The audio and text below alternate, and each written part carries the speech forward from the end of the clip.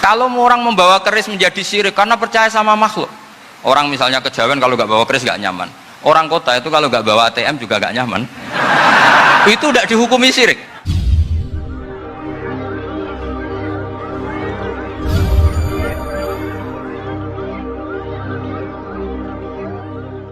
Begini, saya pernah ditanya sama seorang dosen, Gus, saya ini ngaji hadis banyak, tapi ada yang saya tidak paham, yaitu mangqala la ilaha illallah dakhalal jannah, ada kalimat wa in zana wa in saroko.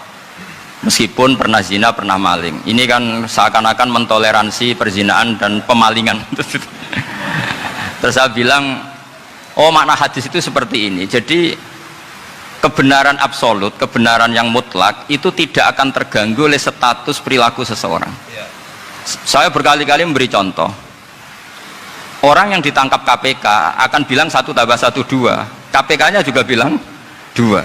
Rivalitas dalam politik, Pak Prabowo ya bilang 2, Pak Jokowi juga bilang 2. Orang yang zaniyah, yang lonte pun akan bilang 2. Muftinya juga bilang 2. Ketua MUI-nya juga bilang 2. Artinya gini, kebenaran yang absolut adalah kebenaran yang siapapun akan meyakini seperti itu. Seperti 1 ditambah 1 2. Kamu punya musuh bilang 2.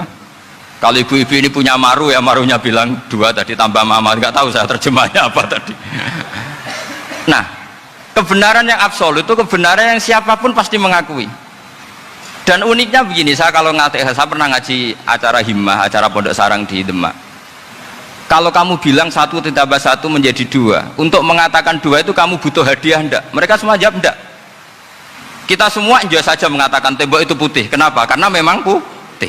Kita mengatakan 1 tambah 1 2 karena memang kita tanpa presentasi dapat hadiah, dapat penghormatan. Kenapa untuk mengatakan Allah itu Tuhan kita butuh surga? Memangnya kalau tidak ada surga Allah tidak jadi Tuhan? Ini problem orang soleh-soleh yang terlalu pesimis. Makanya nanti orang-orang soleh itu masuk surganya berat.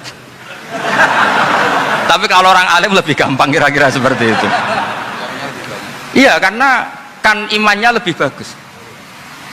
Dalam hadis qudsi Allah ini yang dibuli orang-orang soleh. Laulam akhluk jannatan wala naron alam akun ahlan an uto'ah, dalam hadis qudsi itu. Kalau saja saya tidak menciptakan surga dan neraka, apa saya tidak jadi Tuhan yang perlu ditaati? Apa kalau kamu tidak saya kasih uang 1 juta terus bilang 1 tambah 1 11? Enggak kan? Tetap bilang berapa? 2. Kalau kebenaran absolut yang 1 tambah 1 kamu bilang 2 meskipun tanpa mendapat hadiah, kenapa untuk bilang Allah Tuhan kamu butuh hadiah surga? Itu kan serah ikhlas belas. Makanya saya terus mengajarkan ikhlas. Ikhlas itu bisa dilatih dengan akal, dengan pikiran, bil ilmi lah. Harus dilatih. Nah di sini ini momen atau makna yang mestinya harus difahami wa inzana, bahwa kalimat ini sah meskipun dilafadzkan seorang yang pernah zina. Sama seperti 1 tambah 1 2 sah, diucapkan siapa saja sah. Dan siapapun akan mengucapkan itu secara ikhlas. Ini penting saya utarakan.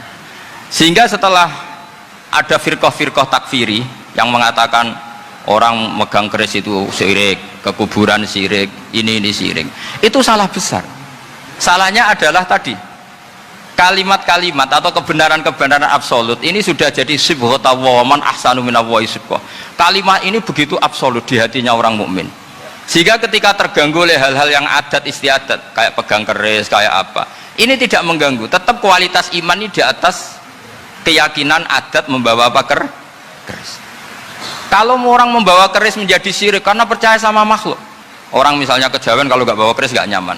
Orang kota itu kalau nggak bawa ATM juga nggak nyaman. Itu tidak dihukumi syirik.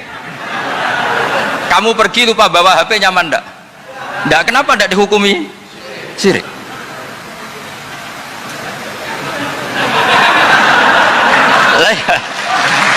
Jadi ini logika-logika. Jadi makanya ini Gus Reza boleh ngeritik saya itu berkali-kali bilang saya termasuk ulama yang mau bikin gerakan cangkem elek. Karena nanti kalau saya nisbatkan ke Rasulullah itu tidak pantas, karena Nabi ahsanan nasi khalqau wa khuluqa. Tapi saya siap jadi bempernya Rasulullah sallallahu alaihi